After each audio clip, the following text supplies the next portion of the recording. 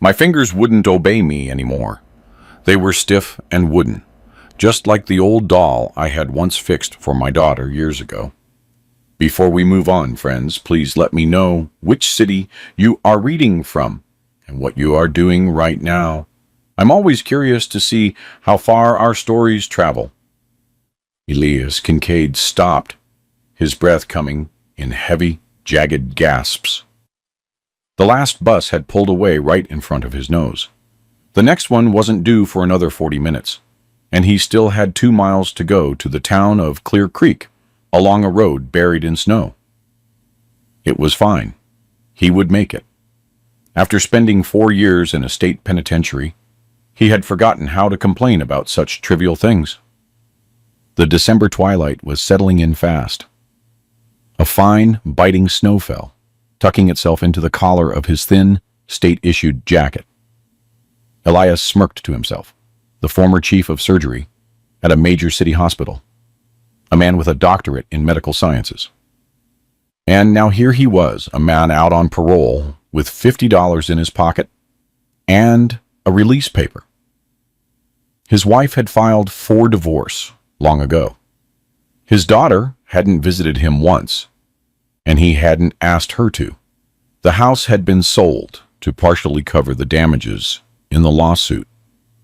He had nowhere to go, but his cousin, Caleb Kincaid, lived in Clear Creek.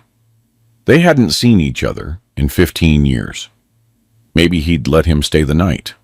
Elias would figure the rest out later. He walked along the highway, occasionally stepping aside for the rare passing car. No one stopped, and he didn't bother to hitchhike. Given his current state, unshaven, wearing a prison jacket, and carrying a sack over his shoulder, any decent person would think twice before pulling over. He looked like the textbook definition of a man fresh out of the yard. His thoughts flowed slow and heavy, like molasses. 4 years ago, he had been accused of criminal negligence. A patient had died on the operating table. A 16-year-old girl named Aaliyah, who had been brought in with advanced peritonitis. Elias had fought for her for 4 hours, but her chances were non-existent from the start. Then it turned out the girl's father was the district attorney, Samuel Whitaker. Grief quickly turned into a thirst for vengeance. The forensics report suddenly found a violation of protocol. The nurses' testimonies changed. The anesthesiologist, who had been there the whole time, suddenly remembered some errors. The case spun with terrifying speed. Elias didn't even try to justify himself anymore. He was tired. He knew you couldn't beat the machine. His lawyer was good, but what could he do against a district attorney who had half the county in his pocket? He was sentenced to 7 years and got out on parole after 4 for good behavior and for providing medical care in the prison clinic. The medic there had a drinking problem, so Elias had effectively done the man's job for him, without pay or gratitude. To the right of the road, a dark tree line loomed. To the left, a field blanketed in white. He was about a mile from the town when he saw a turnout onto a dirt road and stopped to catch his breath. He lit a cigarette, the last one in the pack he had bought at the station. His hands were shaking, and not just from the cold. Then he heard a sound. At first, he thought it was the wind, then maybe a bird. But no, it was something else. A weak, thin cry. A baby's cry. Elias froze. He listened. The sound was coming from somewhere to the right, behind a snowdrift at the edge of the woods. He dropped his cigarette and headed toward the sound, sinking knee-deep into the snow. Behind the drift, in a shallow ditch, lay a woman.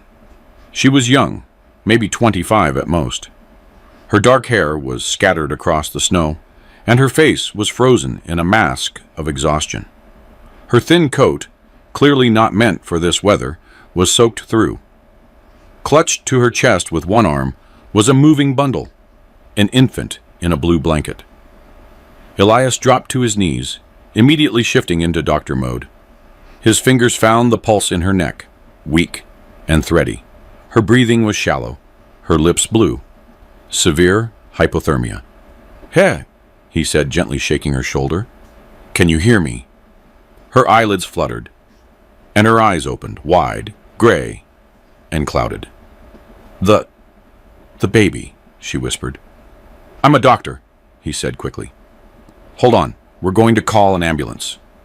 He reached into his pocket for his phone, and then remembered he didn't have one.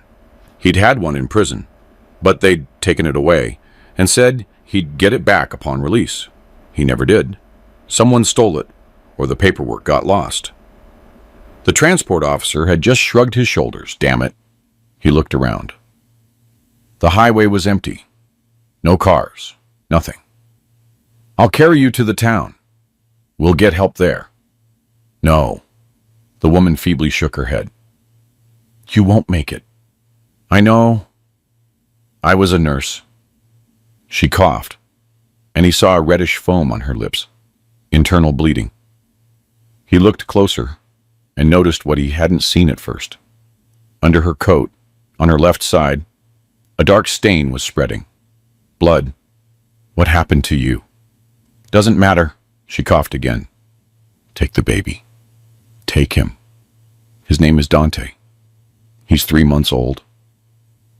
Elias carefully took the bundle. The infant was warm. His mother had kept him alive with her own body heat. His face was red and wrinkled, but his breathing was steady. He was alive. "I'll get help," Elias repeated. "Just stay with me." "In the blanket." The woman struggled to lift her hand, pointing at the bundle.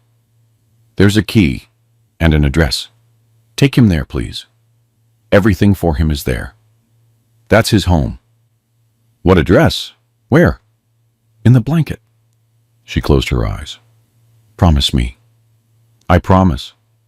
But you have to stay awake."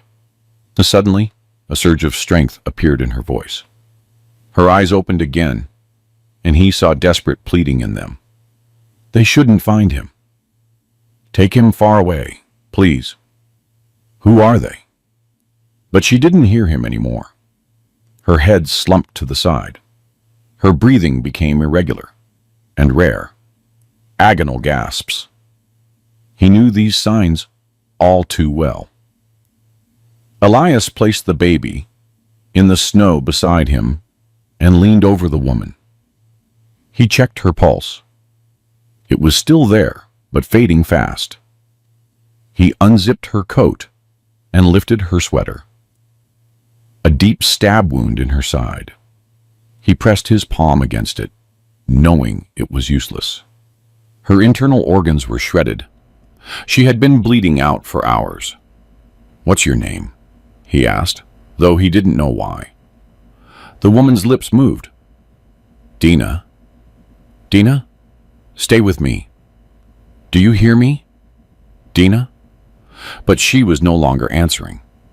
The pulse vanished under his fingers. Elias straightened up and looked at her pale face, framed by snow-covered hair. She had been beautiful. The baby started crying again, thin and pitiful. Elias picked him up and pressed him to his chest. Warm, alive, and probably hungry. He stood over the body of the dead woman, holding her son, and didn't know what to do. Call the police? How? If he went to the town, he'd have to leave the body here in the freezing cold. The wind picked up, and the snow began to fall more heavily. Elias looked at the highway, still empty, a December evening in the middle of nowhere. Who would be out here? He looked down at the bundle. "In the blanket," she had said. A key and an address. Carefully, trying not to wake the quieted infant, he unwrapped the top edge of the blanket. Underneath was another flannel swaddle with tiny polka dots. In the folds he felt something hard. He pulled out a standard brass house key and a piece of paper folded into quarters. He unfolded it with stiff fingers. The handwriting was uneven and rushed, but legible. 1200 Miramar Avenue, Apt 89, Gate Code 1973, Dante, forgive me. I love you. Mom. Miramar Avenue. That was in the city. The city was 25 miles from here. How was he supposed to get there with an infant in his arms? The baby started whimpering again. Elias rocked him, just as he had once rocked his own daughter. Easy, little man, easy. He made a decision. First, he would go to Caleb's house to get the baby warm and fed. He would call the police and report the body, and then he would figure that out later. He unzipped his jacket, tucked the bundle inside against his chest, and zipped it up as best he could. It looked ridiculous, but it was warm. The baby quieted down, comforted by the heat. Taking one last look at the dead woman, Elias headed toward the road. He reached the town in 30 minutes. It was completely dark now, but the streetlights were on, and the windows of the houses were glowing. Clear Creek was a small town. A few apartment buildings, a residential area of houses, a grocery store, a post office, and a school. Elias remembered his cousin's address, 15 Garden Street. He remembered it from childhood visits to his grandmother. He found the house quickly, a modest wooden home with a smoking chimney. There was a light on in the yard, and shadows flickered in the windows. Elias pushed open the gate, went up to the porch, and knocked. A woman, heavy-set with a red face and wearing an apron, opened the door. "Who are you looking for?" "Is Caleb here?" "Caleb Kincaid." She looked at him with suspicion. "And who might you be?" "His cousin, Elias?" The woman frowned. Then her expression changed as she either recognized him or remembered the name. "Which one?" "Oh." "Yeah," Elias said calmly. "The one who was in prison. I just got out today. I need to see Caleb." "Caleb!" she yelled into the house. "Someone's here for you." Footsteps followed, and Caleb appeared in the doorway, heavily built, balding, wearing a stretched-out sweater. He squinted through his nearsightedness. Then his eyes widened. "Elias? Well, I'll be... Elias, where did you come from? I mean..." Caleb clearly didn't know how to act. "You got out today? Parole?" The baby inside the jacket stirred and let out a small squeak. Caleb's wife, standing beside him, gasped. "What have you got in there?" Elias unzipped his jacket and showed them the bundle. A 3-month-old baby. His mother just died out on the road. Stab wound. We need to call the police and an ambulance. Well, the ambulance isn't for her anymore, but definitely the police. Caleb and his wife traded a look. Caleb swallowed hard. "Elias, you didn't..." "I found her in a ditch about a mile from here," Elias said evenly. "She was already dying. She asked me to take the baby and bring him to an address. I don't have a phone. Can you call the police?" Caleb's wife gasped again and disappeared into the house.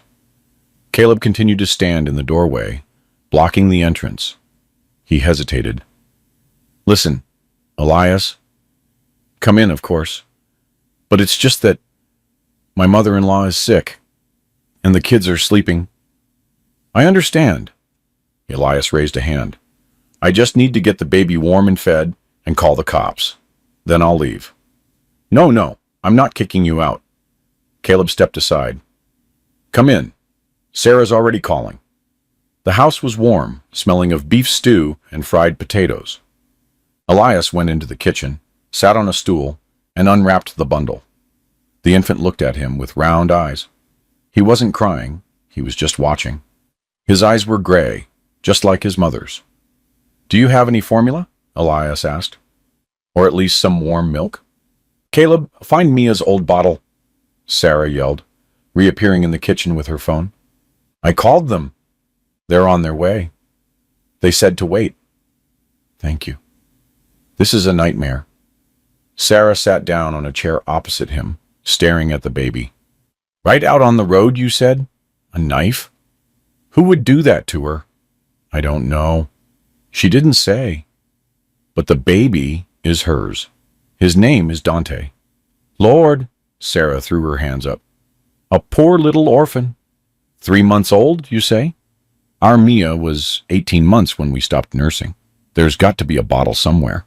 Caleb brought a bottle and a tin of baby formula. This was Mia's, he explained. Sarah keeps everything, won't let me throw anything away. You never know when it might be needed, Sarah muttered. And look, it was. Elias mixed the formula, checked the temperature on his wrist, just as he once had for his daughter, and brought the bottle to the infant's lips. The baby immediately latched onto the nipple, sucking hungrily. He's starving, Sarah said with sympathy. Hasn't been fed in a while, it seems. Poor thing. Elias fed the baby in silence. Caleb paced nearby, not knowing what to do with his hands. Elias, what are you going to do now? I don't know yet. I was hoping to stay with you tonight and figure things out tomorrow. Oh, right. Caleb glanced at his wife. Listen, it's true about the mother-in-law being sick. And I'm not against it, but... Caleb, enough, Sarah interrupted. The man just got... Well, he's staying. He can't be out on the street, and I'll make up the sofa in the living room. Thank you, Elias said. The police arrived 40 minutes later. 2 young officers, tired and cold, their jackets unzipped. Elias told them everything. He showed them the spot on the map where he'd found the body and handed over the key and the note. She gave me this. She asked me to take the baby to this address. The senior officer, a fair-haired man with a simple face, took the note and read, 1200 Miramar Avenue. That's in the city. What's there? I don't know. She said it was his home. And who are you to her? No one. Just a passerby. I was walking down the road, heard a baby cry and found her in the ditch. The officer looked at him intently. Got ID? Elias pulled out his release papers. The officer studied them and whistled softly. Kincaid? Wait. Aren't you the one who was the chief of surgery?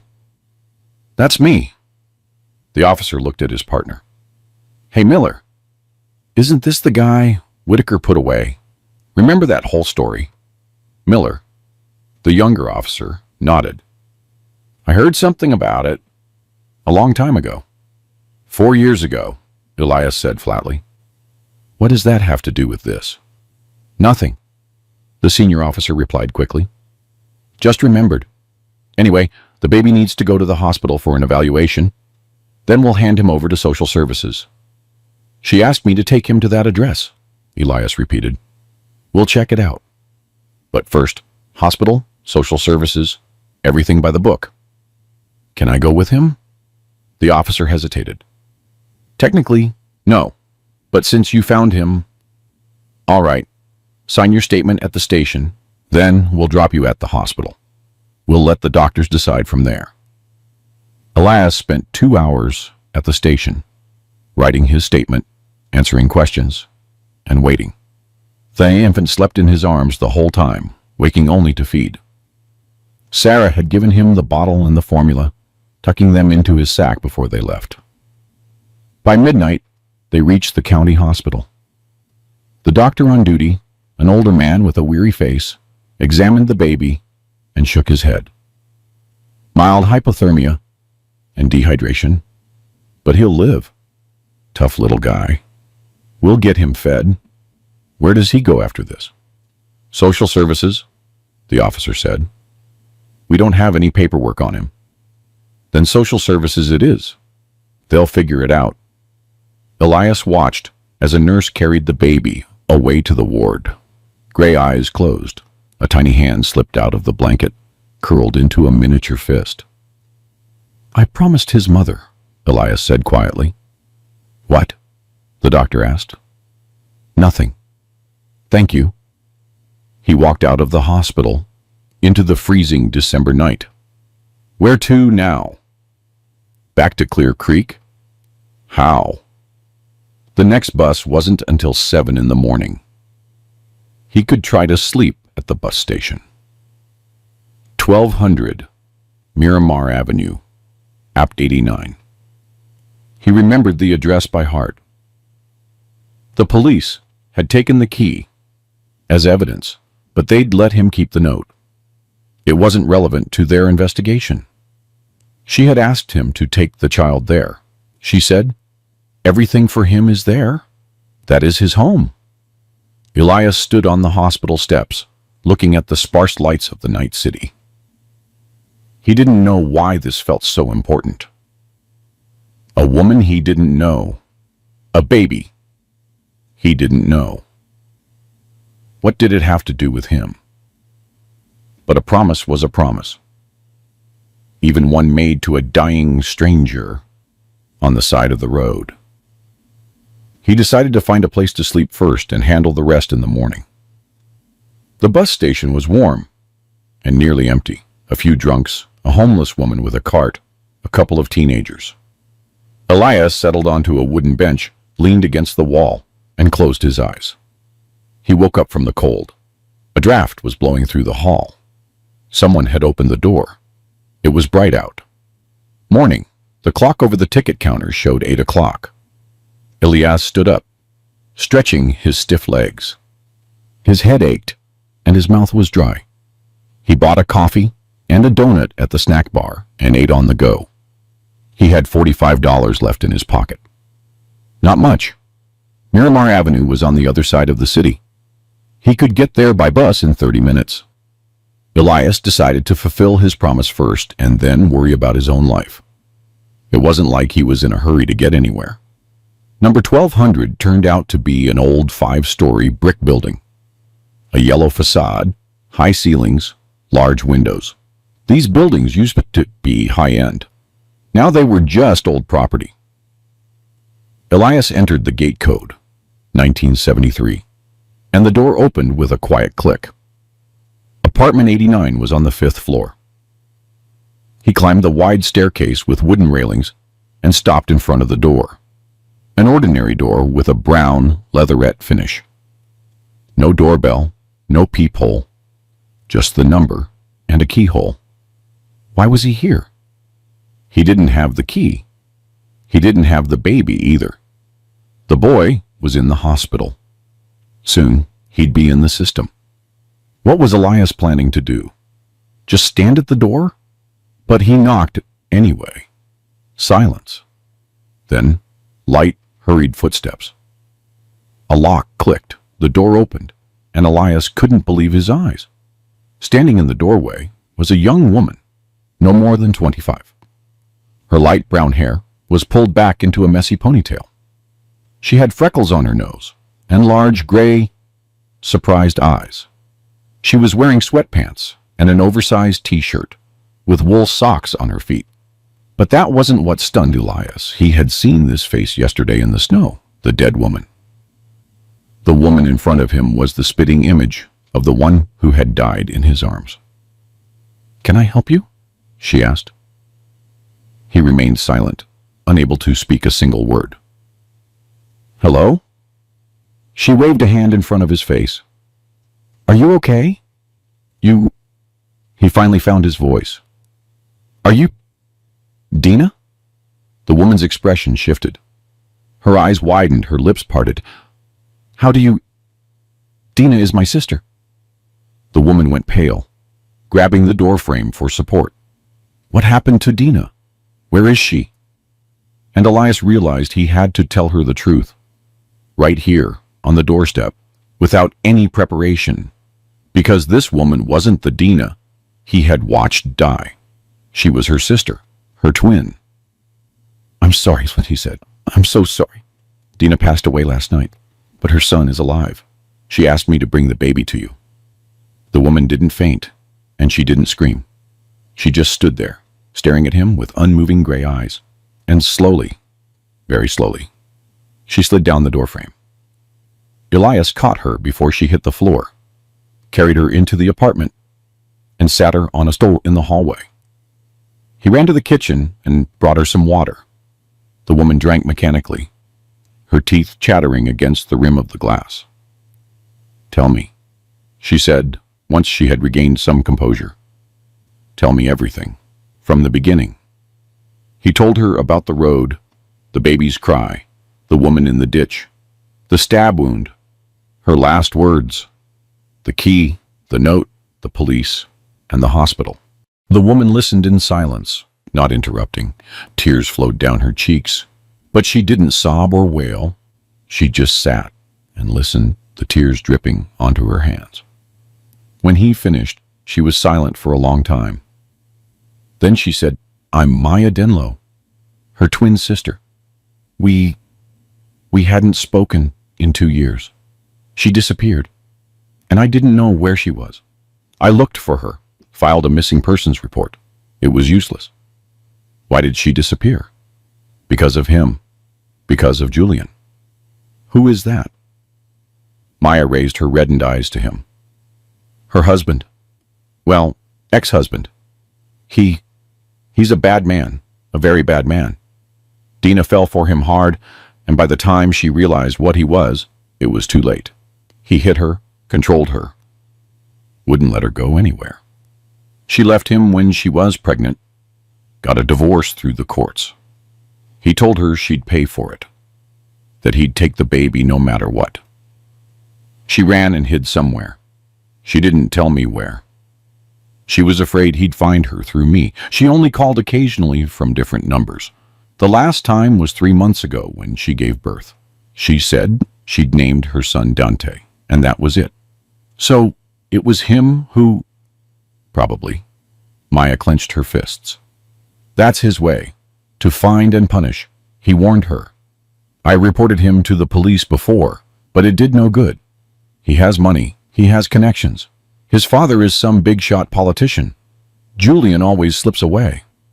The baby is in the hospital now, Elias said. Soon he'll be handed over to social services. If you're his aunt, you can file for guardianship. Yes, of course. Maya stood up, pacing the room. I'll take him. He's the only thing left of Dina. She stopped at the window, looking out at the snow-covered yard. Thank you, she said without turning around, for not walking past, for saving the baby, for coming here. I was just fulfilling her request. You were a doctor. Now you're... no one? Maya turned around. How so? I was in prison for 4 years. I just got out yesterday. She looked at him without fear, without judgment. She just looked. For what? Negligence resulting in the death of a patient. Except I wasn't guilty. But that doesn't matter anymore. It does matter, Maya countered. If you weren't guilty, it matters. Elias shrugged. To whom? She didn't answer. She turned back to the window, then after a silence asked, Do you have anywhere to go? I'll find something. Stay here, for now, until you find something. He raised his eyebrows in surprise. You don't know me. You saved my sister's son. That's enough. It's not rational. I just came from... I know where you came from. She turned to him, and there was something in her eyes that made him feel unsettled. I don't care. A man who stops for a dying woman in the snow and fulfills her last request. A man like that doesn't scare me. There's a room. There's a sofa. Stay. Elias wanted to refuse. It would have been the right thing to do. To refuse. To leave. Not to entangle this stranger in his broken life. But he was tired. For 4 years, he had held on, never complaining, never asking for help. And now, when he was offered a roof over his head, even a temporary one from a stranger, he couldn't say no. Thank you, he said. I'll stay for a few days until I find a job. Stay as long as you need. The apartment is big enough. And so, he stayed. The first few days passed in a fog. Maya was running around to government offices, filing paperwork for the baby. Elias helped however he could, going to the store, cooking, cleaning the apartment. He wasn't used to sitting idle. The apartment really was large. 3 rooms, high ceilings, and old solid furniture. Maya worked as an accountant for a small firm and lived alone.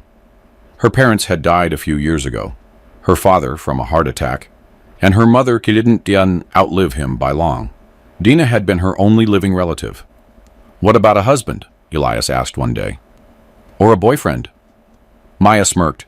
There was one a long time ago. It didn't work out. After what happened with Dina, I don't trust men much. Sorry. Don't be. I understand. On the 4th day, Maya brought Dante home. A small bundle with gray eyes that looked at the world with curiosity, not yet knowing his mother would never hold him again. Social services gave the green light, Maya said, laying her nephew in the crib she'd bought the day before. Temporary guardianship for now, then I'll make it permanent. The main thing is that Julian shouldn't know. If he finds out where the boy is, he'll take him. He has father's rights, technically. How would he find out? He can do anything. I told you, he has connections. Elias watched as she fussed over the crib, tucking in the blanket, adjusting a mobile with colorful fish. You'll need a nanny, he said. You work. You can't do this alone. I know. I'm looking. But for now, I'll manage. She turned around, surprised. Wait, you? And a baby? I had a daughter.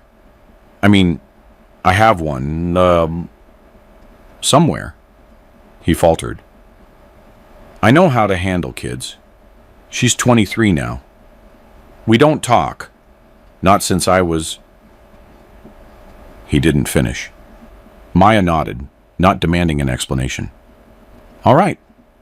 While I'm at work, you look after him, and I'll keep looking for a nanny.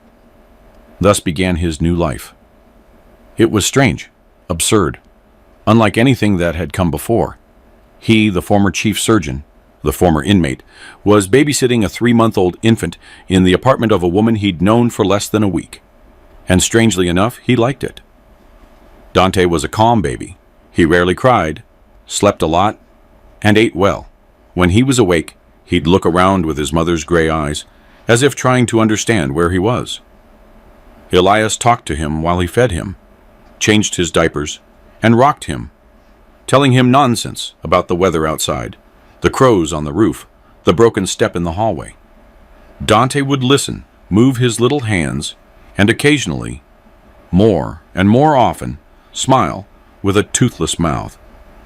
Maya would come home from work exhausted, but she'd come alive at the sight of her nephew.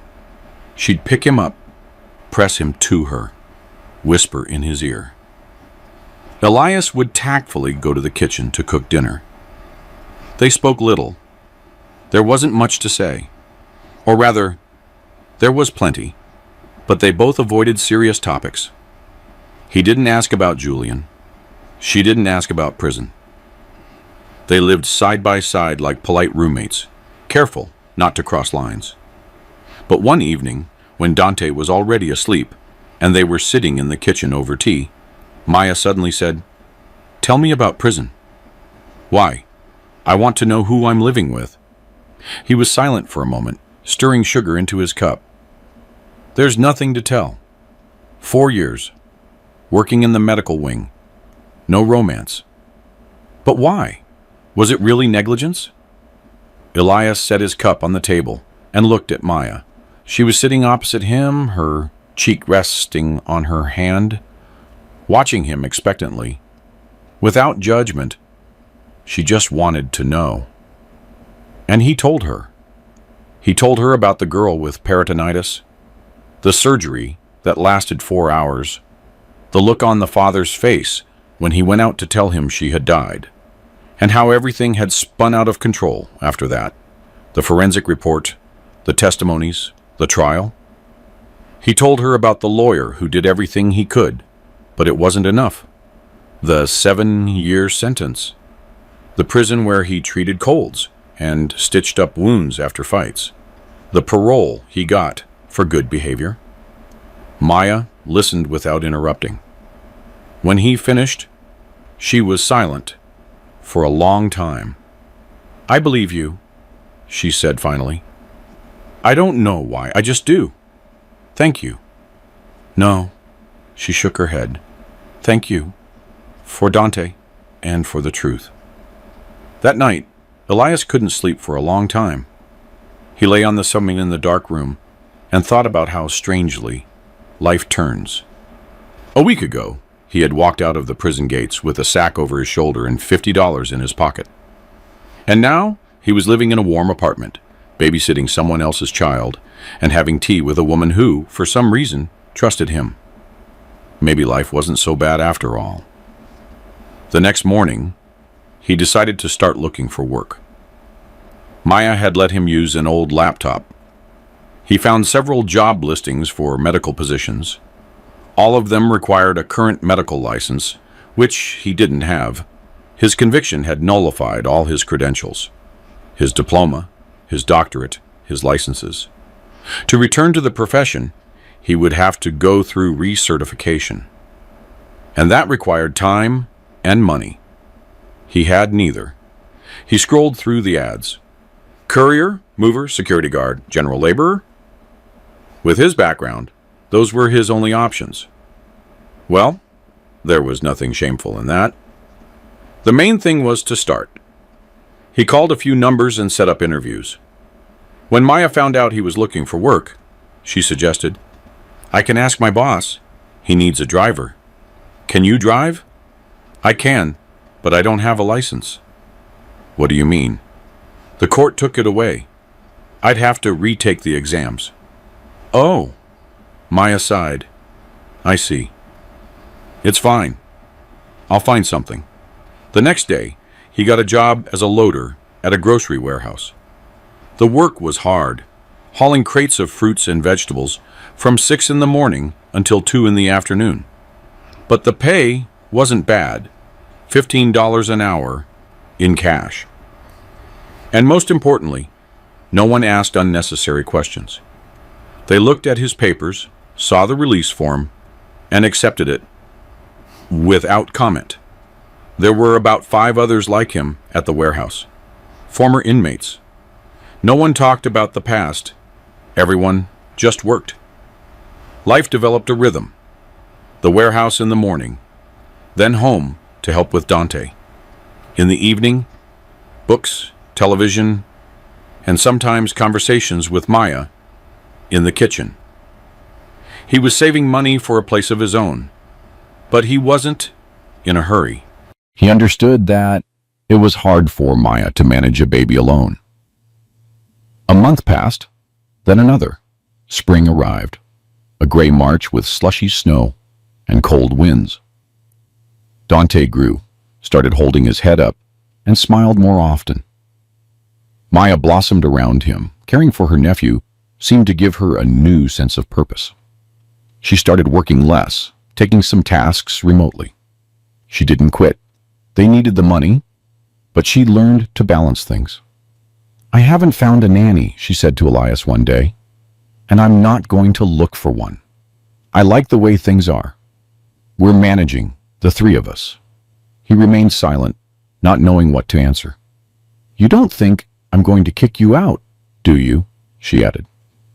"You can stay as long as you like. I can't live with you forever." "Why?" "Because it's not right. A strange man in the house, gossip, talk." Maya snorted. "I'm 33 years old. I'm not a little girl. And I don't give a damn about gossip." "Even so, Elias." She called him by his first name for the first time. She'd usually avoided using one. "I feel good with you. Dante feels good. I'm at peace when you're around. That's more important than any gossip. Do you understand?" He understood, and he felt good too. For the first time in many years, he felt truly good. But he was afraid to believe it. Too often, life had taken away the things he'd begun to love. In April, the thing they both feared happened. Elias was coming home from work. Tired but satisfied. It hadn't been a particularly hard day. As he reached the apartment entrance, Someone called out to him. "Hey, man."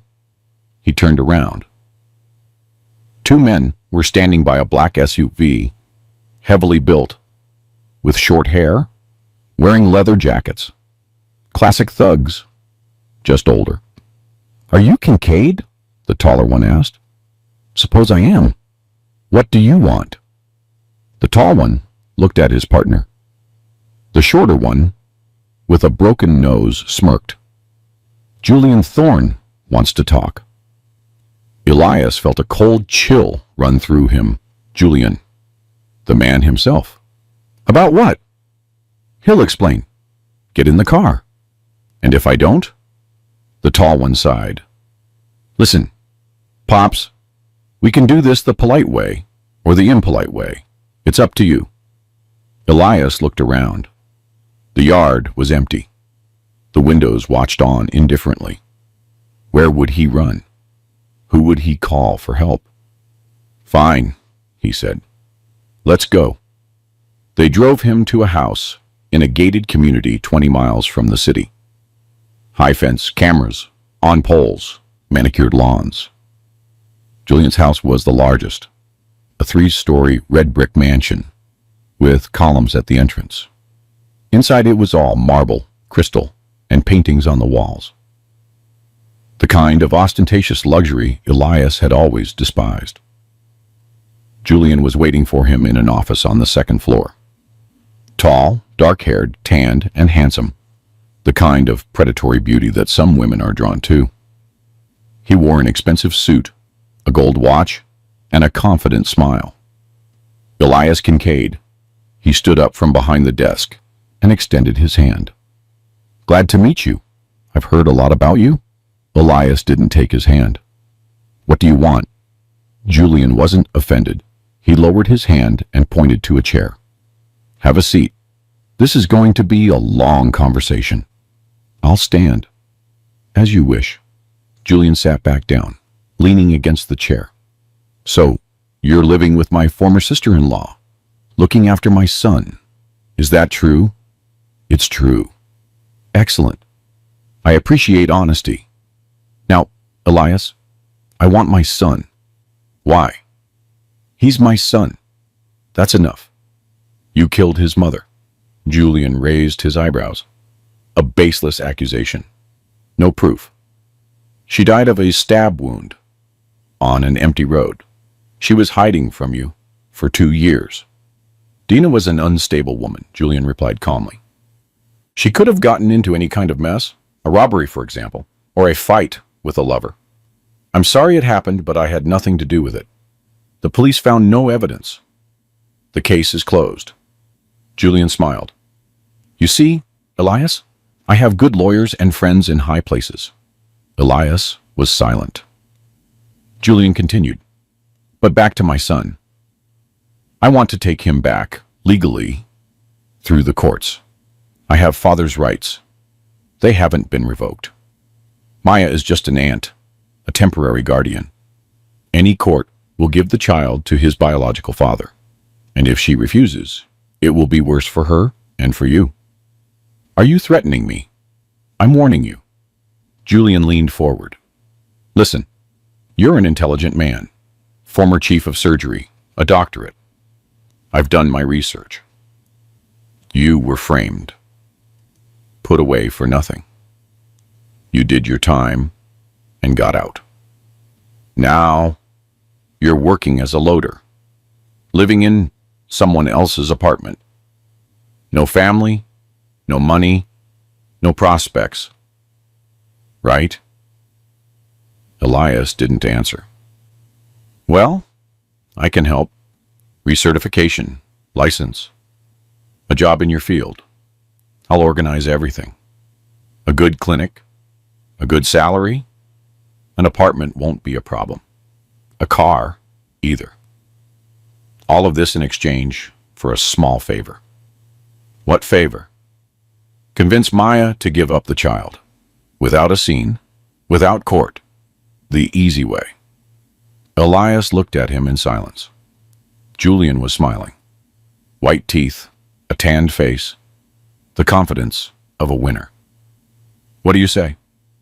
I say, go to hell, Elias replied. The smile vanished from Julian's face. His eyes became cold and hard.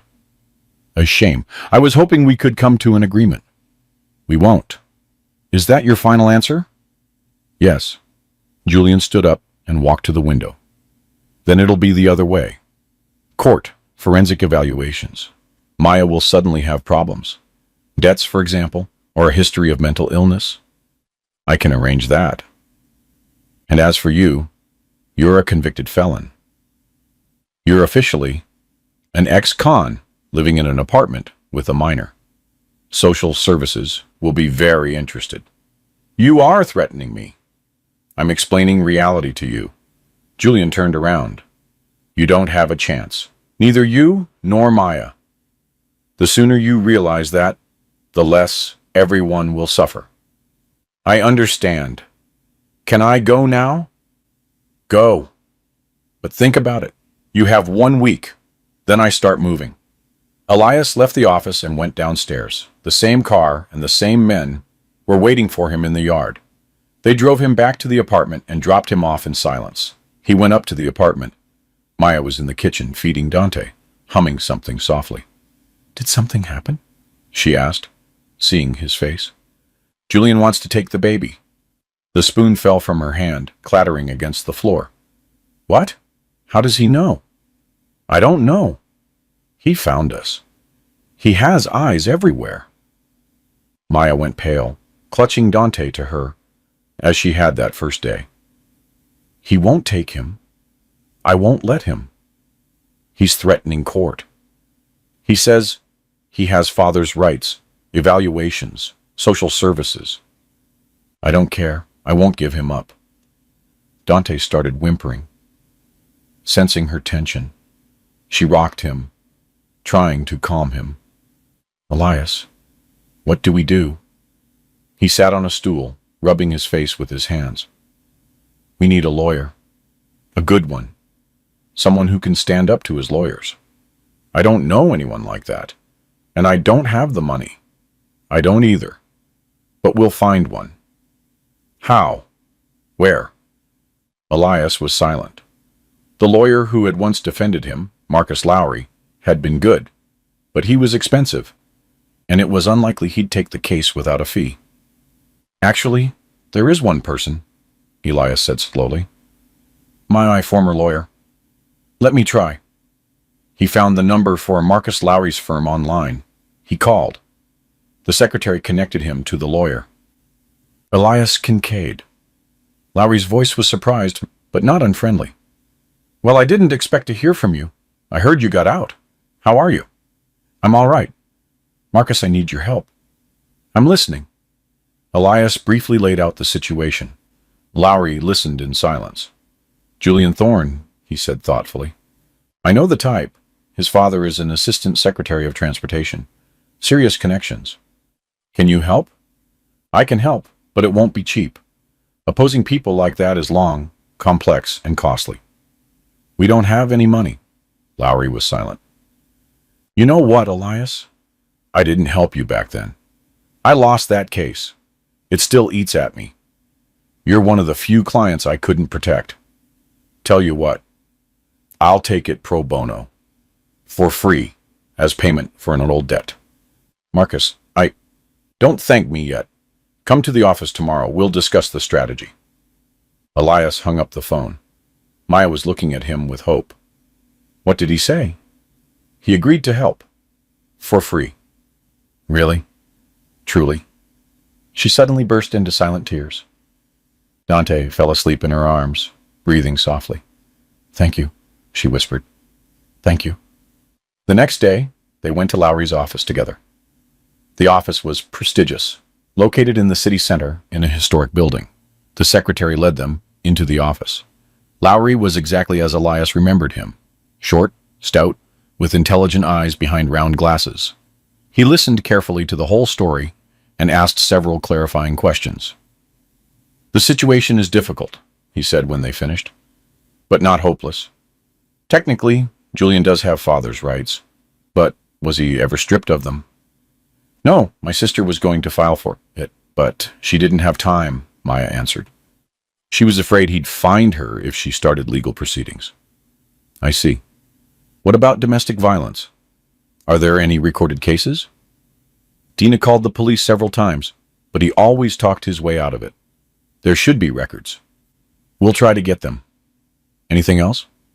She said he used drugs, but she didn't have proof. Samkari made a note in his pad. One more thing. Dina's death. The case is closed?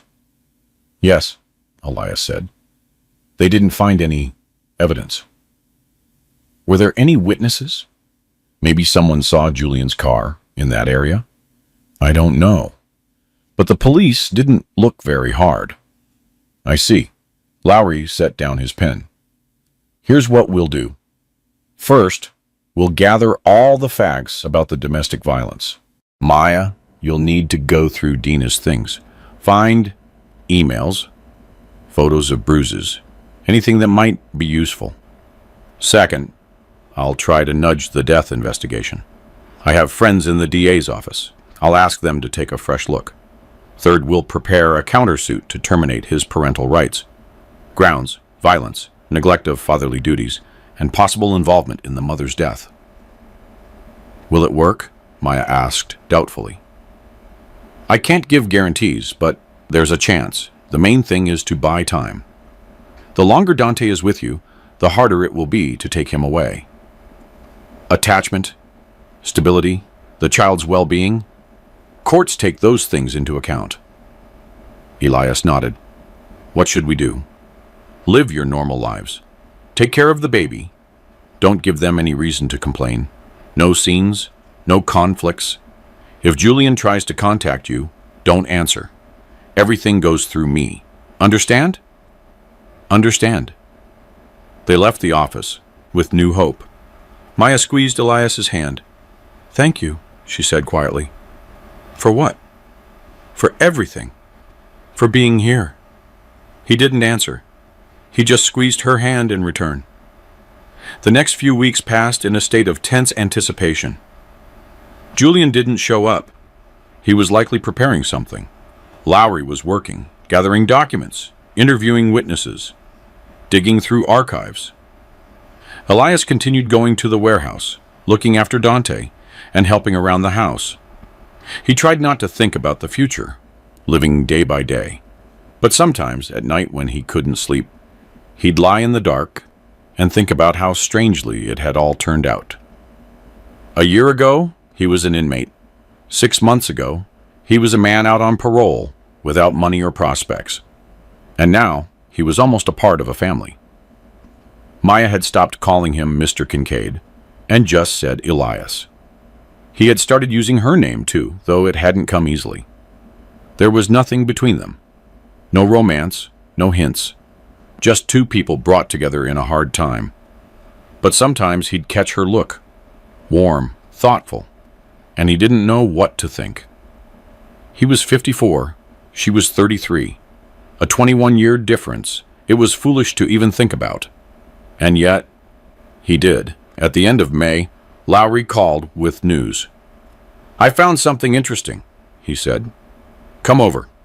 In the office, the lawyer laid a stack of papers on the table. Here, police records of calls to Dina and Julian's address. 6 times in 2 years of marriage. 3 times domestic abuse was documented. Dina filed a report, then withdrew it. A classic pattern. Will that help? Maya asked. It will, but that's not all. Lowry pulled out another paper. A witness statement from a neighbor. An elderly lady, 82 years old, who lives in the neighboring house. She saw Julian driving toward Clear Creek the day before Dina died. She remembered his car. A black SUV with a custom plate. 77. That's... Elias didn't finish. Yes, it's circumstantial evidence. There's still no direct proof, but the investigator is interested. They might reopen the case. And what will that do? If Julian becomes a murder suspect, what court is going to give him a child? And his lawyers will walk away when things get messy. No one wants to defend the man who murdered the mother of his child. Maya pressed her hands to her chest. Could it really happen? It's too early to celebrate, but we're heading in the right direction. They left the office feeling uplifted.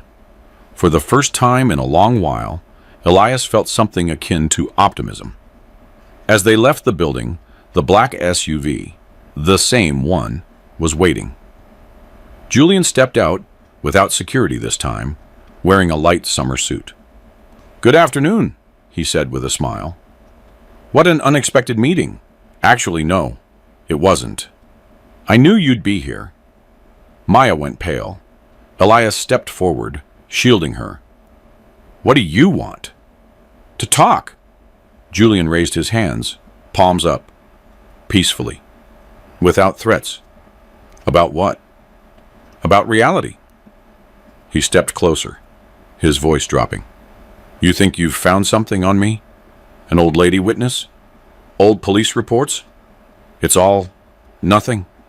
My car could have been going anywhere. Dina withdrew those reports herself, which means she was lying. You have nothing. The investigators will figure it out." "The investigators?" Julian laughed. "Detective Henderson? We play golf together. Do you know how much it costs to close a case? About the same as it costs to open one. Money solves everything." "Not everything," Elias said. "Almost everything." Julian turned his gaze to Maya. "Maya, I'm not the enemy. I just want my son. It's a natural fatherly desire. Why this war? Give me the boy, and I'll disappear from your life forever." "No," Maya said quietly, but firmly. "No." Julian raised an eyebrow. "Think about it again. You have credit card debt. Your job is unstable. Your firm is about to close. Didn't you know? And your roommate?" He nodded at Elias. "An ex-con. How will social services feel about a child living with a felon?"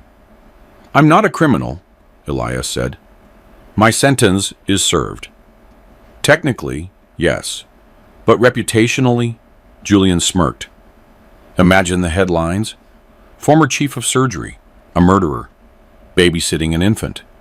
Journalists love those stories. I didn't kill anyone. And the girl on the operating table? What was her name?" "Aaliyah Whitaker, the DA's daughter." Elias clenched his fists. Julian looked at him with mockery. "You see, I know a lot. I dug. I found it. You have an interesting biography, Elias. Wife left you, daughter turned away, colleagues betrayed you, one against the world. Romantic. But sad. What are you trying to say?" "Only that you shouldn't stick your nose into things that aren't yours. You have enough problems of your own. Why take on others?" "Dante isn't a stranger's problem. Dante is my son." For the first time, Julian's voice cracked with anger. "Mine, and I will take him, sooner or later. One way or another. The only question is how much blood will be spilled along the way." He turned and headed for the car. At the door, he stopped. "1 week. Then I start for real." The SUV drove off. Maya stood there, as pale as a sheet. "He won't stop," she whispered, Julia whispered. "He never stops." "We won't stop either," Elias replied. That night, he couldn't sleep. He tossed on the office, staring at the ceiling. Julian's words spun in his head. Why take on others? Indeed, why? He could leave, find a room somewhere, get a job, and start his own life. Maya would manage without him. She was strong, but he didn't want to leave. Around 2 a.m, he heard a quiet cry. Dante. Elias got up and went into the room where the baby slept. Maya was already there, sitting by the crib, rocking it. "Did I wake you?" she asked guiltily. "I wasn't sleeping. Neither were you." He sat down beside her. Dante settled down, breathing softly. "You know," Maya said, not looking at him, "sometimes it feels like this was meant to be. That you found Dina. That you came here. That you stayed. Fate or providence. I don't know what to call it. But out of a million people who could have walked down that road, it was you, a doctor, a man who wouldn't walk past. It's not a coincidence. Elias was silent. I'm glad you're here, she continued. I've gotten used to you. Dante has too. I feel good when you're around. I do too, he said quietly. She turned to him. In the dim light, her eyes were shining. Elias? She didn't wait for an answer. She just leaned forward and kissed him. Lightly, quickly, almost innocently. He froze. I'm sorry. She pulled away. I shouldn't have. Maya. Yes, I'm 54 years old. I'm no one. An ex-con. A former doctor. A former husband. I don't care. You're 33. You're beautiful. Smart. You have your whole life ahead of you. Why would you... Stop, she interrupted. Stop deciding for me. I'm a grown woman. I know what I want. And what do you want? You, she said. Just here, beside me. Not on the sofa in the living room, but beside me. He looked at her face illuminated by the moonlight, at her gray eyes so like the eyes of the woman in the snow, and realized that resisting was pointless. He wanted the same thing. He had wanted it for a long time. He just hadn't dared to admit it to himself. We'll manage, Maya said, together, with Julian, with social services, with everything, but only together. All right, Ian replied. All right. And for the first time in many years, he felt that word wasn't just empty air. The following weeks were both happy and anxious. Elias moved from the living room into Maya's bedroom. Officially, they were still nothing, just two adults living together, but they both knew it was different now. Dante grew, started rolling over, reaching for toys. His gray eyes looked at the world with interest. He clearly didn't understand what was happening around him. He just enjoyed the warm hands and familiar voices. Julian was silent. A week passed, then another, and nothing happened. No calls, no visits, no court summons. Maybe he changed his mind, Maya suggested hopefully. Unlikely, Elias replied. He's probably preparing something serious. He turned out to be right. In the middle of June, a court summons arrived. Julian had filed a suit for the child to be returned to his father. The hearing was in a month. Lowry studied the documents. A serious claim, he said. Good lawyers were working on this. Everything is by the book. There's nothing to pick at. What do we do? Prepare, gather evidence, look for witnesses. We have something. We have a few things, but we need more. Elias thought for a few days, then made a decision. I need to go back to the county where I used to live, he told Maya, for a couple of days. Why? To talk to people who knew me before everything. Is it dangerous? I don't know, but I have to try. He left the next day on a bus. 8 hours of jarring travel over worn-out roads. And then he was back in his city. The city where he'd lived for 40 years. Where he'd been a doctor, a husband, a father. Where he'd lost everything. First, he went to the hospital. The county hospital he'd once run, a large, white building with columns at the entrance. Now there was a different medical director, different rules. No one remembered him, or they pretended not to. He asked at the reception if Tamara Vance was still working there. She was the head nurse he'd worked with for 20 years. She was one of the few who hadn't turned away during his trial, hadn't testified against him. She'd just stayed silent. He found Tamara in the internal medicine ward. She was gray-haired now, having put on some weight with a tired face. Seeing him, she gasped, pressing a hand to her chest. Elias! Well, hello. She led him out to the yard, sat him on a bench, and sat down beside him, still not believing her eyes. Where did you come from? I heard you were out. But 6 months now. I live in the next state. I came here because I need help. He told her everything. Dinah, Dante, Julian. Tamara listened in silence, nodding. Thorne, she said when he finished. I know that name. His father is a big man, and the son, well, the nurses used to talk about him. His first wife came in here once, beaten black and blue. Then she withdrew the report. There are records. They should be in the archives, but she hesitated. That's illegal. Medical privacy. I know, but it's the only chance. Tamara looked at him for a long, intense moment. Fine, she said finally. I'll try for you. I'll try. You helped me so many times. Thank you, Tamara. Don't thank me yet. I haven't done anything. She returned an hour later with a folder of papers. Here, she said, handing it to Elias.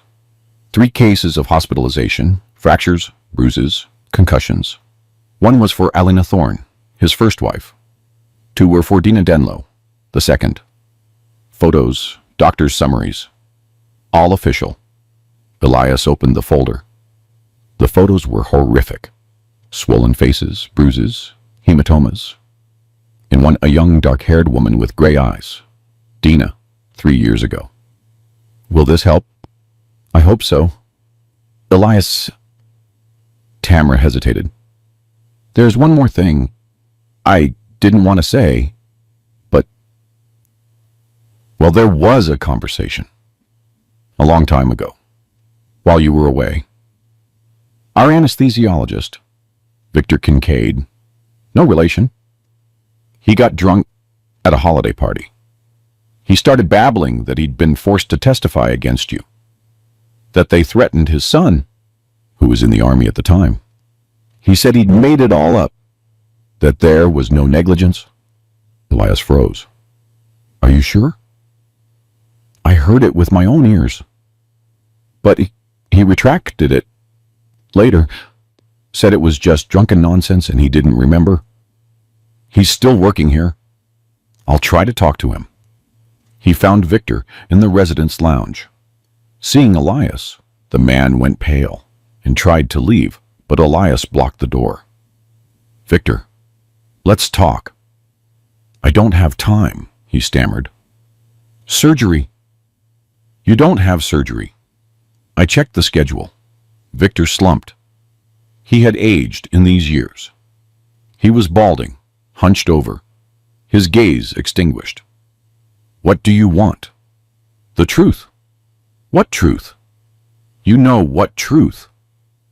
At the party 4 years ago, you said you were forced to lie, that they threatened your son. Victor flinched. Who told you that? Doesn't matter. Is it true? I don't... He looked away. I was drunk. I don't remember. Victor. Elias stepped closer. Look at me.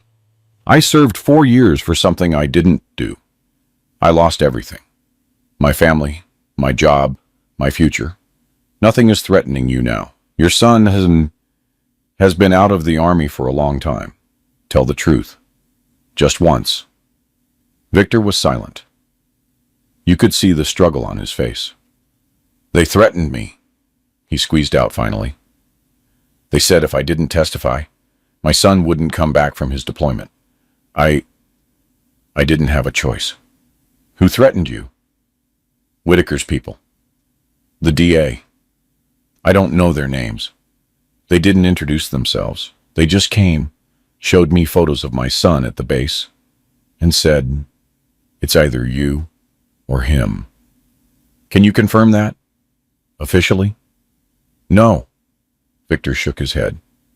No, I can't. They'll kill me, or they'll find my son. They have long arms. Whitaker is retired now. He's 80 years old. And so what?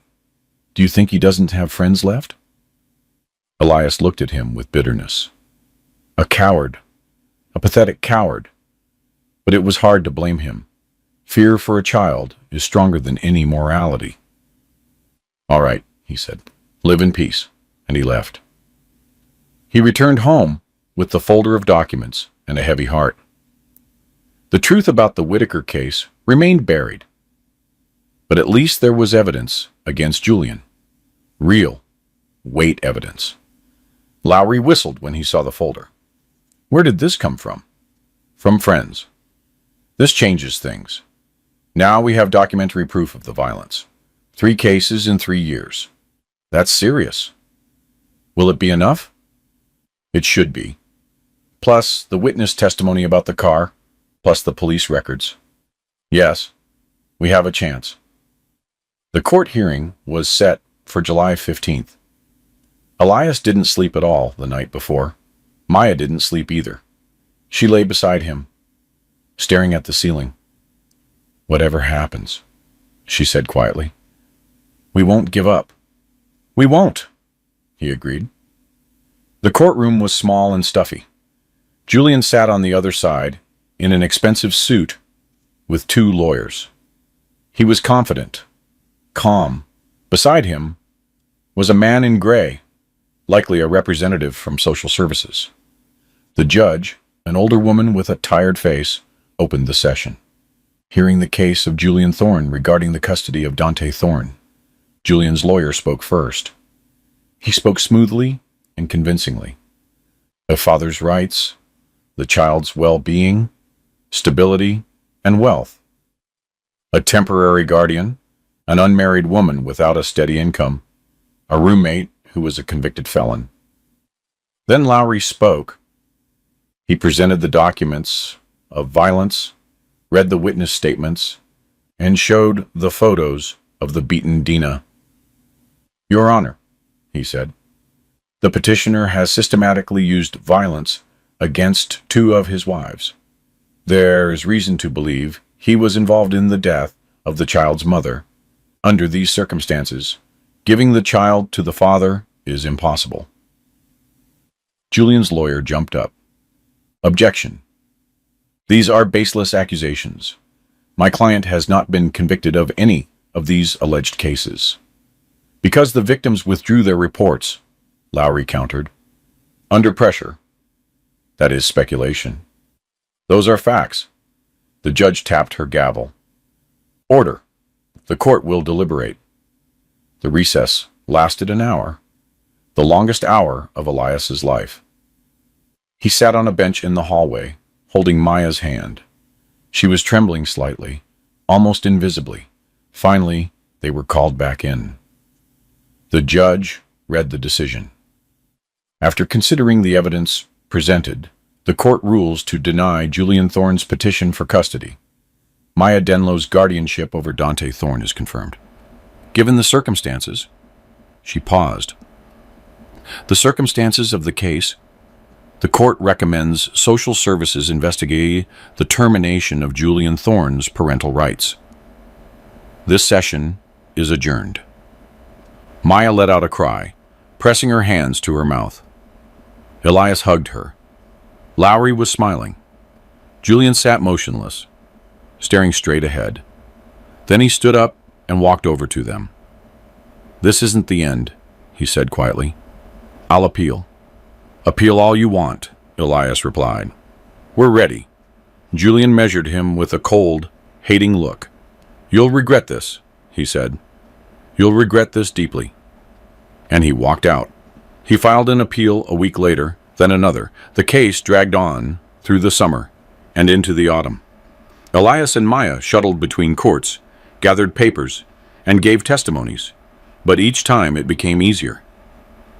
The investigation into Dina's death was reopened. New witnesses were found. A driver who had seen the black SUV on the dirt road the evening of the murder. Forensic evidence established that the knife used to kill Dina was a rare type, sold in only a few stores in the country. In one of them, security footage was found. The person buying the knife 3 days before the murder bore a strong resemblance to Julian. In October, he was arrested. In November, he was charged. By the new year, the case had been sent to trial. The process was loud. the son of a prominent politician, the murder of his ex-wife, an orphaned infant. Journalists wrote about it. TV crews filmed it. Julian hired the best lawyers, but the evidence was too convincing. In February, he was found guilty. He was sentenced to 15 years in a high-security prison. As they led him away, he turned and looked at Elias with that same cold, hating gaze. "I'll be back," he whispered with his lips. But it didn't matter anymore. In the spring, Elias went through his recertification. Lowry helped, finding people who assisted in restoring his credentials. He passed the exams easily. 4 years of practice in the prison clinic hadn't been in vain. He was offered a position at a local community clinic as a general practitioner. The salary wasn't huge, but it was honest work. He accepted. Maya secured permanent guardianship over Dante. The boy started walking, saying his first words. His gray eyes, just like his mother's, looked at the world with trust and joy. In May, they got married quietly, without guests. They just went to the courthouse and signed the papers. The witnesses were Marcus Lowry and Tamara Vance, who had traveled from the neighboring state specifically for the occasion. After the ceremony, they sat in a small cafe, drinking champagne. Dante was asleep in the stroller beside them. "You know," Maya said, looking at Elias, "I thought after what happened with Dina, I'd never... And then you appeared. A strange man in a prison jacket with a baby under his coat. Like a movie. A bad movie," he smirked. "No, a good one. With a happy ending." He took her hand and brought it to his lips. "This isn't the ending. It's the beginning." Tamara Vance wiped her eyes with a napkin.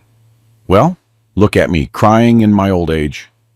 "It's out of happiness," Lowry said, raising his glass. To the newlyweds. They clinked glasses. The champagne was cheap. The cafe was simple. And Elias's suit was old and altered. But he felt good. For the first time in many years, he felt truly good. That evening, they returned home, put Dante to bed, and sat in the kitchen to drink tea, just as they had in those first days when they were still almost strangers. "Elias," Maya said, "do you ever regret stopping on the road that night? You could have walked past, like everyone else." He was silent for a moment, remembering that December evening. The cold, the snow, the weak cry of a baby. "I couldn't," he said. "I'm a doctor. We don't walk past. But things could have turned out so differently. You could have been blamed. Julian could have won." "I could have," he agreed. "But it didn't turn out that way. And you know what? I would still have stopped, even if I'd known how it would end." "Why?" He looked at her dark hair, her gray eyes, the freckles on her nose, at the woman who had become his wife. "Because otherwise, I wouldn't have met you." Maya smiled, laying her head on his shoulder. "You know, Dina once told me, there are people who walk past, and there are those who stop. The second kind are few, but they change the world." She was right. They were silent, looking out the window. Outside, it was getting dark. Lights were coming on. An ordinary evening. An ordinary life. But for them, it was new. It was real. A sound came from the nursery. Dante had woken up and was calling out. He wasn't crying. He was calling. "Ma!" Maya stood up. "I'm coming, little man. I'm coming." Elias watched her go, thinking about how strangely everything is arranged. A year ago he was a nobody, an ex-con without money or a future. And now he was a husband, almost a father, a doctor, a man. He remembered the eyes of the dying Dina. "Promise me." He had fulfilled that promise. She wouldn't see her son grow up, but the boy would live He would be loved. He would be happy. That was the main thing. Maya returned with Dante in her arms. The boy was smiling, reaching out his hands. "Da," he said, looking at Elias. The first word addressed to him. Elias took the boy in his arms. A small, warm body, gray eyes, a toothless smile. "Yes," he said. "Dad?" And he realized it was true. He was a father, not by blood, not by law, but by love, by the promise he had given to a dying woman in the snow. Maya hugged them both. "My men?" she said quietly. Outside the window, snow was falling. The first of the year, December. Exactly 1 year since the day it all began. Elias looked at the snowflakes and thought that life is a strange thing. Sometimes it takes everything away, and sometimes when you no longer hope for anything, it gives you much more than you deserve. The main thing is not to walk past. Elias repeated this thought to himself often in the following months. Life settled into a rhythm and a purpose, but he didn't allow himself to forget where it had all started. From a stop on an empty road, from someone else's cry in the snow, from the decision not to walk past. His work at the clinic turned out to be quite different from what he had imagined. After a major hospital, after complex surgeries and scientific conferences, a primary care doctor in a residential neighborhood, lines of elderly people with blood pressure issues, school physicals, endless sick notes. His colleagues looked at him with curiosity. They knew his story, whispered behind his back. The former chief surgeon, the former inmate, and now an ordinary doctor in an ordinary clinic. But Elias liked it. After 4 years in prison, after everything he had survived, this was a normal human life. Simple people with simple problems. No politics, no intrigue, just heal them, and that's it. People got used to him quickly. The ladies in the waiting room loved the new doctor because he didn't rush them, wasn't rude, and listened until they were finished. The nurses loved him because he wasn't arrogant, helped with the paperwork, and brought donuts for their breaks. The director loved him because he was never late and never left early. "You, Elias Kincaid, are a real find," she said one day. "Where do they make men like you?" "In places you wouldn't want to visit," he replied with a smirk. She was embarrassed, but he just waved it off. It was fine. He was used to it. Dante grew, and with each month, Elias became more attached to him. The boy was clever, cheerful, and full of character. He waddled around the apartment on unsteady legs, put everything in his mouth, and laughed heartily when he was tossed into the air. "Dad," he would say, reaching out his arms. And Elias felt something warm spread through his chest every single time. He didn't know if Dante remembered his biological mother. Probably not. He was too small when she died. But sometimes, looking into his gray eyes, Elias saw Dina, the woman in the snow, who had used her last strength to hold her child, who had tucked a key and a note into the blanket, who had asked, "Promise me." "Do you think about her?" Maya asked one day, noticing his pensive look. "Dina? Sometimes." "Tell me about her. What was she like then?" Elias was silent for a moment, gathering his thoughts. "She was calm. She knew she was dying, but she didn't cry. She only thought of the baby until her last second." Maya lowered her eyes. "We argued before she disappeared. I said it was her own fault for getting involved with Julian, that I'd warned her. I was a fool. Lord, what a fool I was. She knew you loved her. How do you know?" "Because she gave me your address. No one else's but yours. That meant she trusted you. It meant she loved you." Maya sobbed, burying her face in his shoulder. He held her, stroking her hair.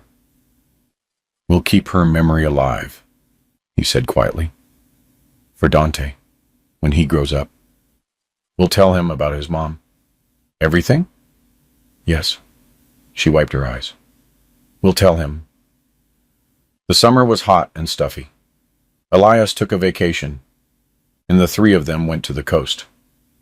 It was the first time in Dante's life, and the first time in many years for Elias. They rented a small cottage in a coastal town, went to the beach, ate watermelon, and tanned. Dante was afraid of the water at first, screaming and pulling away, but then he got used to it. He began splashing in the shallows, squealing with delight when a wave touched his toes. Elias sat nearby, holding him, looking at the happy child's face and thinking, this is it, simple human happiness. No great achievements, no fame, just the sea, the sun, and a laughing child. What are you thinking about? Maya asked, sitting down beside him. About how good this is. Just good. Yes, it's just good. She smiled, laying her head on his shoulder. Dante plopped into the water, sending up a fountain of spray, and roared with laughter. I feel good too, she said. I've never felt this good. In the evenings, they sat on the porch, drank wine, and talked about the past, the future, their plans. Maya wanted another child, their own. Elias didn't object, though he understood it was unusual at his age. You'll be 60 when he starts school, Maya said doubtfully. So what? I'll be the most experienced dad at the parent-teacher meetings. She laughed. Are you serious? Absolutely. If you want it, I want it too. She hugged him, holding him tight. I love you, she said quietly. You know that? I know. I love you too. They returned to the city tanned, rested, and happy. Life went on. Work, household chores, small joys, and small worries. Dante went to preschool, became more independent, learned to eat with a spoon, and use the potty. Every evening, Elias read him books, old classics with pictures. Dante would listen, breathless, then demand, More! More! Time for sleep, Elias would say. More tomorrow. No. More now, Dante would plea. Elias couldn't resist. He'd read one more story, then another, until the boy fell asleep with his nose buried in the pillow. Sinner's spoiling him, Maya would say with a smile. Maybe a little. A lot? Well, let it be. In the autumn, the thing they both wanted happened. Maya was pregnant. The tetanus showed 2 lines, and she ran out of the bathroom shouting, waving the plastic stick. Elias! Elias! He was scared, thinking something had happened. But then he saw her face, shining, happy, and he understood. Really? Truly? He swept her up in his arms, spinning her around the room. Dante, playing with the blocks on the floor, looked at them in confusion. Dante, you're going to have a brother, Maya said, kneeling beside him. Or a sister. Are you happy? Dante thought for a moment, then nodded. Happy. Brother? Play? Elias looked at them, his wife and his son, and felt his eyes stinging with tears. He'd become sentimental in his old age. Or maybe he'd just learned how to feel. The pregnancy went smoothly. Maya had almost no morning sickness. She walked a lot and ate well. Elias watched over her as both a binder and a husband, checking her blood pressure, listening to the baby's heartbeat with his old stethoscope that he'd kept all these years. Everything is fine, he said after every checkup. Perfect. You're more nervous than I am, Maya laughed. I'm a doctor. I'm supposed to be nervous. By winter, the belly was noticeable. Dante touched it with curiosity, putting his ear against it to listen. Someone's in there, he said with wonder. That's your brother or sister. When are they coming out? In the spring. That's long? Be patient. Julian filed another appeal from prison. His last one. Marcus Lowry called to warn them. Elias listened in silence. He doesn't have a chance, the lawyer said. The sentence will stand. But I thought you should know. Thank you. How are things with you? How's Maya? Good. We're expecting a baby. Oh! There was genuine surprise in Lowry's voice. Congratulations. That's news. Well done. Thank you, Marcus, for everything. Don't mention it. I'm glad everything worked out. The appeal was denied in December. Julian was staying in prison for another 14 years. By the time he got out, Dante would be 17. A grown, independent man with a family that would protect him. They celebrated New Year's as a family of 4, if you counted the one still in the womb. Dante didn't make it to midnight. He fell asleep on the sand hugging a new teddy bear. Elias and Maya sat by the window, watching the fireworks. Make a wish, she said, when the clock struck 12. I already have. What is it? I can't tell you, or it won't come true. She smiled. I made one too. What was it? I'm not telling. They laughed and clinked their glasses. She had juice. He had champagne. Happy New Year, Maya said. Happy New Year. To a new life. He nodded. To a new life that had begun 2 years ago, on a snow-covered road, when he heard a baby cry and decided not to walk past. Spring came early and friendly.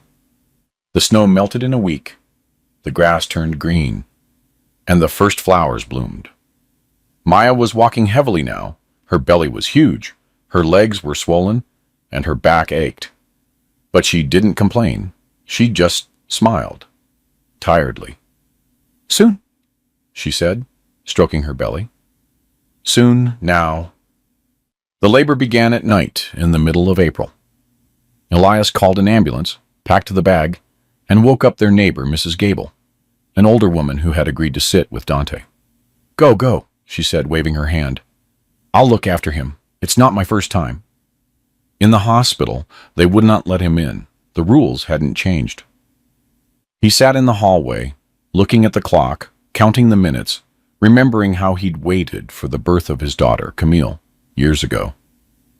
Back then it was easier. He was young, confident. A whole life was ahead of him.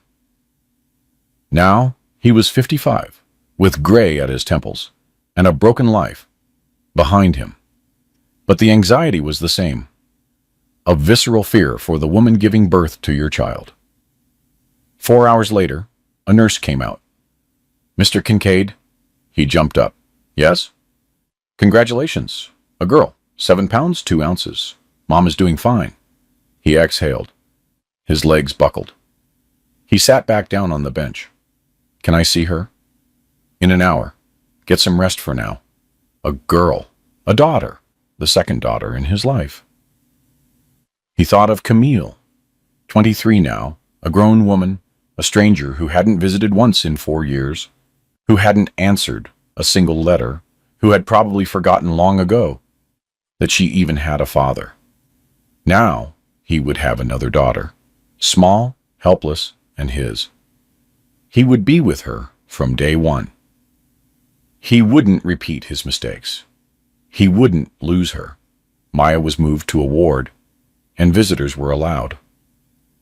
Elias walked in with flowers, simple roses. They were the only ones in the nearest shop. Maya lay on the bed, pale and exhausted, but happy. Beside her, in a transparent bassinet, was a bundle in a pink blanket. Hey, she said in a weak voice. Hey. He sat beside her and took her hand. How are you? Tired, but good. Look at her. He peered into the bassinet. A tiny face, wrinkled and red. Closed eyes, chubby cheeks, a little nose. Beautiful, he said. She really is. Maya smiled. What should we name her? They had discussed names many times, but hadn't decided. Elias looked at his daughter, then at his wife. Dina, he said. Let's name her Dina. Maya froze. Her eyes filled with tears. Are you sure? Yes. Let the memory live. Let Dante know his mother is here, and his sister. Dina. Maya tasted the name. Dina Kincaid. It's beautiful. Very. She reached out, touching his cheek. Thank you, she whispered. For what? For everything. For being you. He leaned over her and kissed her forehead. I'm the one who should be thanking you for everything. The first few months with a newborn were chaotic. Sleepless nights, endless feedings, laundry, ironing, bathing. Elias took on everything he could. He got up for little Dina at night, let Maya sleep in, and walked the stroller in the yard. Dante, jealous at first, gradually got used to his sister and even started helping. Handing over the pacifier, rocking the bassinet, telling stories in his own toddler language. Dee, don't cry, he'd say seriously. Dante's here. Dante will protect you. Elias watched this and felt his heart squeeze with tenderness. His children, his family, the things he no longer expected and hadn't dared to hope for. In the summer, he received a letter. A plain envelope without a return address, only a postmark from the city. Inside was a single sheet of paper covered in neat female handwriting. Dad, I know you're out. I know you got married. I know about the baby. Aunt Tamara told me. I didn't call or write because I didn't know what to say. I was ashamed. I betrayed you back then. I believed Mom. I believed everyone. And you weren't guilty of anything. Forgive me if you can. If you want me to, I'll come visit. If not, I'll understand. Camille. Elias read the letter again and again. His hands shook. The letters blurred before his eyes. What is it? Maya asked, noticing his face. From Camille, my daughter. He handed her the letter. She read it and looked up. She wants to come. Yes? And what will you decide? He was silent for a long time. He thought of Camille, the little girl with braids who had once sat on his lap, the teenager who was embarrassed to go to the movies with him, the grown woman who had turned her back on him in his hardest moment. Let her come, he said finally. Are you sure? No, but she's my daughter, my only daughter. Well, he faltered, looking at the sleeping Dina. Not my only one now, but still mine. Then write to her, invite her. He wrote that same evening, shortly, without accusations or reproaches. Come, I'd be glad. Dad, Camille arrived in August. Elias met her at the station, standing at the exit of the platform, holding a bouquet of daisies. He didn't know if he'd recognize her. They hadn't seen each other in 5 years. She would surely have changed. But he recognized her immediately. Tall, dark-haired, with his eyes and his chin, walking down the platform, looking around, searching. Camille! She turned, saw him, and froze.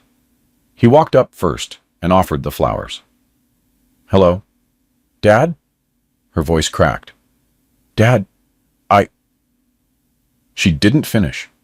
She threw herself at him, hugging him, burying her face in his shoulder. He felt her trembling, crying silently, and he hugged her back tightly, just as he had in her childhood. It's okay, he said quietly. It's okay, little one. They stood like that for a long time, two lonely figures in the middle of the station's bustle. Then Camille pulled away, wiped her eyes, and smiled guiltily.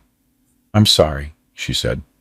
I had so much I wanted to say, and now I can't. You don't need to say anything. Let's go home. At home, Camille met Maya, Dante, and little Dina. She stared at them with wide eyes, as if she couldn't believe it. You have a family, she told her father when they were alone in the kitchen. Yes, a real one. I'm happy for you, Dad. I really am. He poured her tea and sat opposite her. Tell me about yourself. How are you living? She shrugged. I work as a marketing manager for a tech company. I rent an apartment. No husband, no kids. Just an ordinary life. And your mother? Camille looked away. Mom lives with her new husband. They're fine. She's happy. I'm glad, truly. I'm not angry with her. Not for a long time.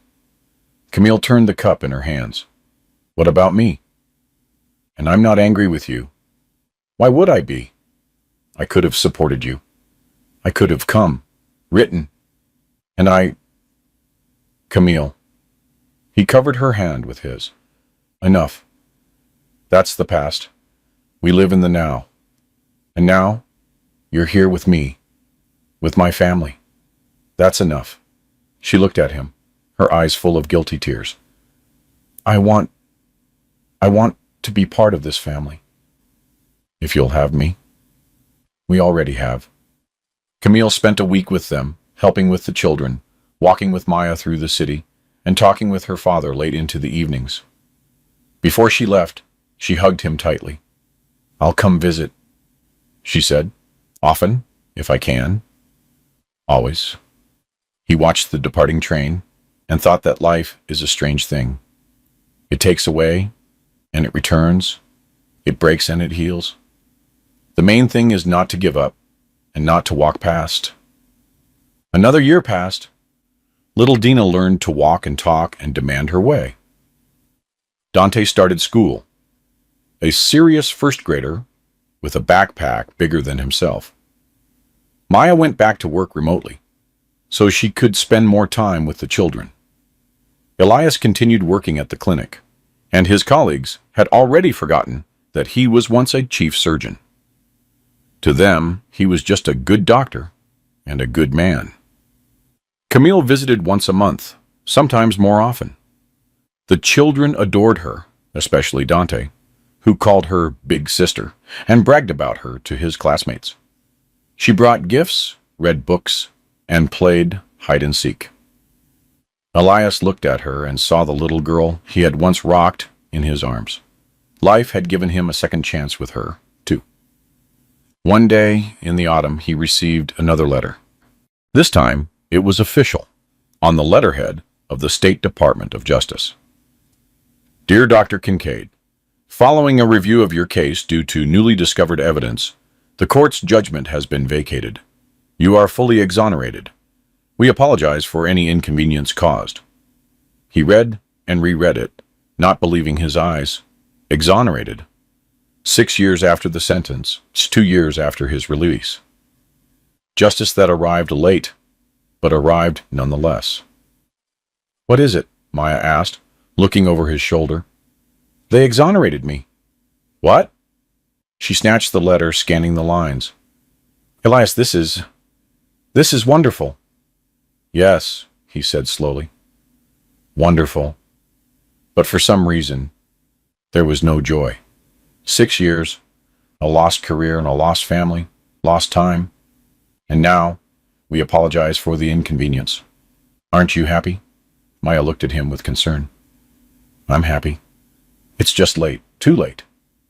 It's not late, she hugged him. It's never too late for justice. Now, everyone will know the truth. Your name is cleared. I don't care. I'm not that man anymore. Which man? The one who wanted to prove something, to win. Now I'm just happy here, with you, with the kids. That's enough. Maya smiled. Then let it just be good news. One of many. The news spread quickly.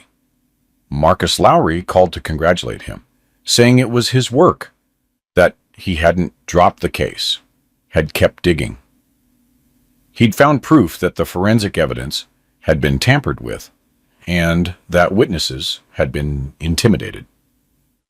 He'd filed with the Supreme Court and won. You're entitled to compensation, he said, for wrongful imprisonment. It's a substantial amount. How much? Lowry named a figure. Elias whistled. That's a lot. It's fair for 4 years of your life. Elias, I don't know how to thank you. Don't thank me. I was just doing my job. Finally. With the compensation, they bought a larger apartment, 4 bedrooms, in a new building with a large kitchen and a view of the park. They moved in during the winter, just before New Year's. Dante ran through the rooms, picking his spot. Dinah waddled after him, repeating, "Mine, mine." "It's yours," Maya laughed. "Your room. Each of you has your own." "And Dad?" Dante asked. "Dad will live with Mom in the big room." Dante thought about it. "All right," he said generously. "He can live there." Elias stood by the window, looking at the snow-covered park. Behind him was noise, laughter, children's voices. His home, his family. 3 years ago, he was walking down an empty road, a former inmate, without money or hope. He'd heard a baby cry and stopped. Everything else was the result of that one decision. Maya came up and hugged him from behind. "What are you thinking about?" "About how everything could have turned out so differently. And how, I don't know, differently worse. But it turned out like this." "Yes, like this." She kissed the back of his neck. "Happy New Year," she said quietly. "Happy New Year? To a new life?" "Not new anymore," she argued. "Just life. A good one." Dina ran up and grabbed his leg. "Dad, Dad, tree." Elias picked her up. Gray eyes looked at him, vibrant, cheerful. "What is it, little one?" "Tree wants." "What does the tree want?" "Everything." He laughed. Maya laughed too. Dante ran over, demanding attention. An ordinary evening, ordinary chaos, ordinary happiness. Outside the window, snow was falling, the same as 3 years ago. Only now, it wasn't cold and indifferent. It was warm, festive, a New Year's snow. Elias looked at the clock. 5 minutes to midnight. "Everyone to the table," Maya commanded. "Quickly. We're going to make our wishes." They sat, the 4 of them, at the big table in the new apartment. Champagne for the adults, juice for the children. Meatloaf, mashed potatoes, chocolate cake. "Ready?" Maya asked when the clock began to strike. 12 strikes, 12 seconds for a wish. Elias closed his eyes and realized he didn't know what to wish for. Everything was already here. Everything had already come true. He wished for just one thing, that it would always be like this, and opened his eyes. Maya was looking at him with a smile. Dante was blowing a party horn. Dina was clapping her hands. His family, his life, his happiness. Simple, ordinary, real. There are thousands of stories like this. People meet, lose each other, find each other again, fall, and rise, make mistakes, and fix them. They live. But this story is special because it began with the decision not to walk past, to hear someone else's cry and respond, with a promise given to a dying stranger. Elias Kincaid fulfilled that promise and received much more than he could have hoped for. Sometimes he remembered that night, the cold, the snow, the woman in the ditch. Her last words, "Promise me." And his own, "I promise." He hadn't known then that the promise would change his life, that it would lead him to Maya, to Dante, to little Dina, that it would give him a second chance at family, at love, at happiness. But it happened, and he was grateful to fate, to chance, to that woman he hadn't been able to save, but whose final gift, her son, he had accepted and protected. "Dad," Dante said, tugging on his sleeve. "Dad, were you asleep?" "No, son, just thinking." "About what?" "About how lucky we are." Dante looked at him seriously. "We're lucky that you found us," he said. Mom said, "Which mom?" "Maya, Mom. She said you found us, me and her, and Dina too." Elias smiled. "You're the ones who found me," he said. "I was just walking past." "But you stopped." "Yes, I stopped." Dante nodded as if that explained everything. And maybe it did. He stopped. He didn't walk past. 4 words that changed everything. Elias hugged his son and kissed the top of his head. "I love you," he said. "I love you too, Dad." Maya came over and hugged them both. Dina demanded, "And me! And me!" They hugged her too. And so they stood, the 4 of them, in their new apartment in the first minutes of the new year. A family born from tragedy. Happiness grown from grief. Outside the window, the snow continued to fall. The city slept. People went home. An ordinary New Year's Eve.